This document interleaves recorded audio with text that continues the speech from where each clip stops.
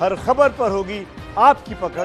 Download कीजिए ABP live app. इस बीच केंद्रीय जल संसाधन मंत्री गजेंद्र सिंह शेखावत हमारे साथ जुड़ चुके हैं लाइव।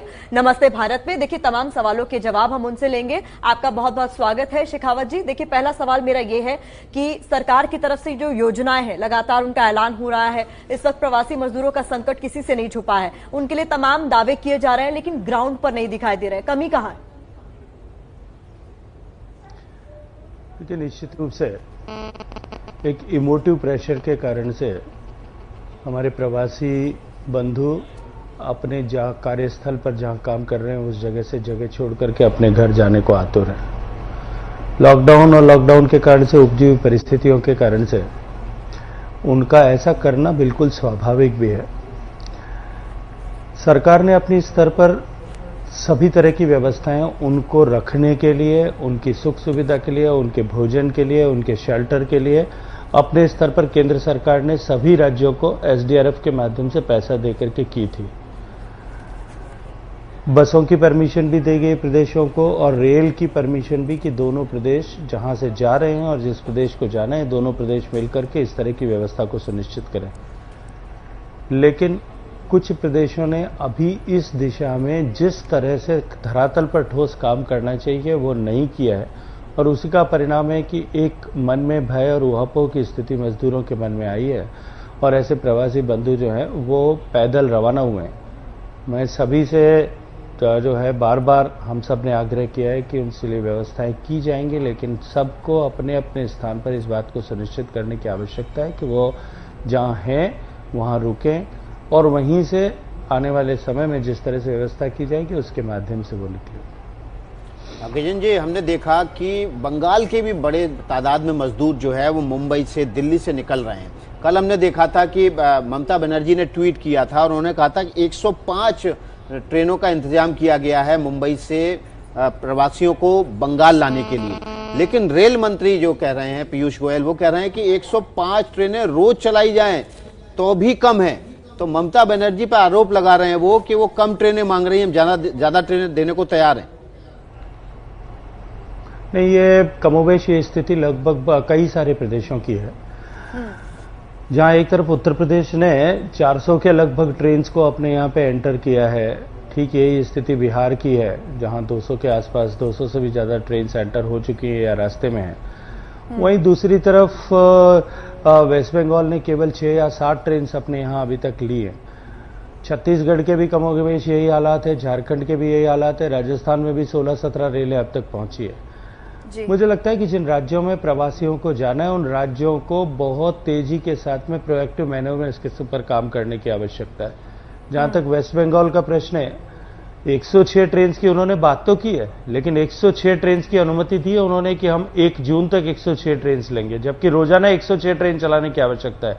बंगाल का प्रवासी मजदूर जिस तरह से देश भर में काम करता है, मेरे जोधपुर में लोकसभा क्षेत्र से आता हूं, मेरे यहां जो बंगाल के लोग बैठे हैं, हम पिछले कई दिन से प्रयास कर रहे हैं। मैंने राजस्थान सरकार के माध्यम से प्रयास किया, राजस्थान के चीफ सेक्रेटरी के माध्यम से। मुझे लगता था कि शायद उनको भारत सरकार से बात करने में परहेज है, लेकिन राजस्थान सरकार से वो बात करेंगे, उनकी बात सुनेंगे। लेकिन chief secretary to chief secretary के लेवल पर भी वार्ता करने के बाद में भी वेस्ट बंगाल स्टेट जो है अपने मजदूरों को लेने के लिए तैयार नहीं है। उनको हमने रखा है, उनका भोजन का प्रबंध कर रहे हैं, उनकी व्यवस्थाएं कर रहे हैं, लेकिन जितनी बड़ी संख्या में वेस्ट बंगाल का, उड़ीसा का मजदूर है, उनको मुझे लगता है कि इस संख्या जो 105 संख्या बोल करके वो सेंस ऑफ कॉम्प्लिसेंसी में आए हैं, जो आत्ममुग्धता में आए हैं, अपनी प्रतिष्ठा बचाने का प्रयास कर रहे हैं, उसको एक बार पुनः देखने की आवश्यकता है। ममता जी को पुनर्विचार करने की आवश्यकता है।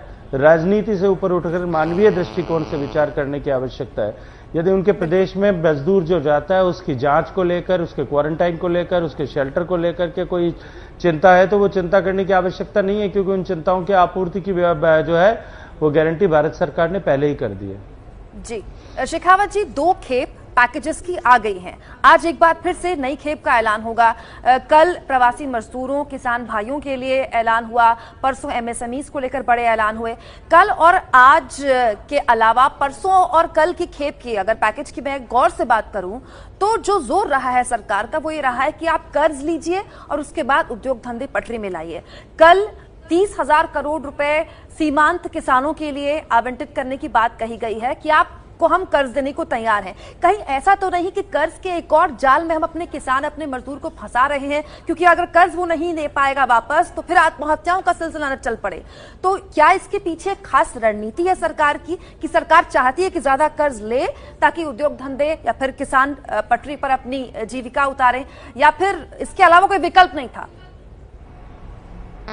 देखिए, किसानों के परिप्रेक्ष्य में यदि मैं बात करूं तो इस डिस्ट्रेस सीजन में भी भारत के किसान ने, भारत के अन्नदाता ने जिस तरह से काम किया, देश में रिकॉर्ड अन्न का, खाद्यान्न का उत्पादन इस बार हुआ है। कृषि क्षेत्र से जुड़ी हुई सारी गतिविधियों को ठीक से सहूलियत के साथ में हो सके, संपन्न हो सके, इसकी चिंता देश की सरकार ने की। गृह मंत्रालय के सारे नोटिफिकेशन जितने भी इस लॉकडाउन के पीरियड में निकाले गए, उनमें कृषि क्षेत्र को प्राथमिकता के साथ में उनके काम में कोई बाधा न पहुंचे, इसकी चिंता की गई। आज देश में लगभग हार्वेस्ट का काम कंप्लीट हो गया है और उसके बाद में जैसा मैंने कहा कि रिकॉर्ड उत्पादन हुआ है, और लेकिन कृषि क्षेत्र को निश्चित रूप से जो है उत्पादन के बाद में उनकी जो है उत्पाद का सही मूल्य मिले, इसकी चिंता रहती है। उसके लिए भी देश की सरकार ने इस बार रिकॉर्ड प्रोक्योरमेंट के लिए भी काम करना प्रारंभ किया है। और उन सब के साथ साथ में जो सबसे महत्वपूर्ण होता है, आने वाली फसल के लिए, जो अब खरीफ की फसल आएगी, उसके लिए जो हमको जो है आने वाले समय में किसान को जो तत्काल लिक्विडिटी की जरूरत पड़ती है, उसके लिए हर बार केसीसी के माध्यम से जो ऋण दिया जाता है, पिछले जो है मार्च और अप्रैल में जिस तरह से लोन्स एंड एडवांसेस दिए गए हैं, वो 90,000 करोड़ के एडवांसेस ऑलरेडी किसानों को दिए गए, 67 लाख फार्मर्स को, और उसमें और इजाफा करते हुए उसके लिए 30,000 करोड़ रुपए का और जो है प्रावधान नाबार्ड को किया गया है ताकि वो रिफाइनेंस कर सकें और किसानों को ऋण मिल सके। और इसके अतिरिक्त जो केसीसी कार्ड होल्डर थे जिनका हमने मोरेटोरियम 3 महीने बढ़ाया था, उसके अतिरिक्त भी 2.5 करोड़ नए केसीसी कार्ड बना करके किसान को, देखिए किसान आत्मसम्मानी है, किसान आत्मसम्मान के साथ में काम करता है और वो उसको खैरात की आवश्यकता नहीं है, उसको सहयोग और हैंड होल्डिंग की आवश्यकता है। सरकार ने हैंड होल्डिंग की है, वो सही समय पर अपने खाद, बीज और अपने इनपुट कॉस्ट को मीट आउट करने के बाद में अपने पसीने की से जो है जमीन फाड़ करके जो अन्न पैदा करेगा। आज तक किसान ने इस दिशा में काम किया है और आने वाले समय में निश्चित रूप से सफल होगा। शेखावत जी, मेरा सवाल यह है कि ये एक ऐसा संकट की घड़ी है जब हमें एक एग्जाम्पल के तौर पर दूसरे देशों के लिए पेश होना था। अच्छा मैनेजमेंट यहाँ बहुत जरूरी था। केंद्र और राज्य सरकारें आपस में लॉकडाउन लागू होने से पहले तो बातचीत करती हैं, क्या करना है क्या नहीं करना है, लेकिन मैनेजमेंट नहीं दिखाई दिया जमीनी स्तर पर। बसेस चलाने की अनुमति, आरोप लगाया जा रहा है कि बहुत देरी से दी गई केंद्र सरकार की तरफ से। और एक सबसे अहम सवाल, प्रवासी मजदूर अपने घर बार छोड़कर, अपने काम का ठिकाना छोड़कर इसलिए घरों की तरफ भाग रहे हैं क्योंकि प्राइवेट कंपनियां अपनी मनमानी कर रही हैं। वो ये कह रही है कि हम ना सैलरी दे पाएंगे, ना आपको खाने पीने की जगह दे पाएंगे, न रहने की जगह दे पाएंगे। उसको लेकर भी तो कोई ऐलान होना चाहिए। देखिए, माननीय प्रधानमंत्री जी ने देश के सारे उद्यमियों का आह्वान करते हुए, सारे ट्रेडर्स को आह्वान करते हुए कहा था कि सबको जो है मजदूरों की सैलरी 3 महीने तक देना चाहिए। उसके अतिरिक्त सरकार ने इस भार को वहन करने के लिए 24% सैलरी, 12% योगदान जो ईपीएफ में मजदूर करता है और 12% जो एम्प्लॉय करता है, उस दोनों को ही अपने सिर पर वहन किया। न केवल पहले 3 महीने के लिए और बाद में 3 और महीने के लिए उसको अपने सिर पर वहन किया ताकि हम सहयोग प्रदान कर सकें और ये भार जो है ये उद्यमियों पर न पड़े। मैं ये मानता हूं, क्योंकि मैं बहुत करीब से उद्यमियों से भी अपने लोकसभा क्षेत्र के परिप्रेक्ष्य में बात करूं तो जुड़ा हुआ हूं। समस्या ये नहीं है कि उनको तनख्वाह नहीं मिल रही है, उनको तनख्वाह कम की गई है। समस्या ये है कि सब कुछ मिलते हुए भी मजदूर के मन में, और वो स्वाभाविक है, आपके और मेरे मन में भी इस तरह का इमोटिव प्रेशर डेवलप होगा, भावनात्मक दबाव जो है उसके कारण से ये रिवर्स माइग्रेशन या माइग्रेशन वापस हो रहा है। जी गजेंद्र जी, लेकिन एक बड़ा सवाल ये है कि लॉकडाउन का जब ऐलान हुआ तो उसके बाद बहुत सारी जो नोडल एजेंसीज थी वो राज्य सरकारों की थी, और जो मजदूरों में भरोसा कायम करना चाहिए था इन नोडल एजेंसीज के जरिए राज्य सरकारों को, वो भरोसा कायम करने में नाकाम रही और इसी वजह से मजदूर अपने अपने ठिकानों से बाहर निकल गए। उनको ये नहीं पता था कि उनको अनाज मिल पाएगा, उनके घर पहुंच पाएगा। उनको ये नहीं पता था कि उनके अगले 3 महीने 4 महीने के लिए घर का खर्च चलाने के लिए पैसा उनको मिलेगा कि नहीं मिलेगा। ये सब चीजों ने ये स्थिति पैदा कर दी कि देश में बड़े तादाद में श्रमिक जो है वो सड़कों पर उतर गए? देखिए, निश्चित रूप से ये जिम्मेदारी विशेष रूप से फेडरल स्ट्रक्चर में प्रत्येक राज्य की भी है, प्रत्येक स्थानीय प्रशासन की भी है कि वो सब लोग मिलकर के इसमें काम करें।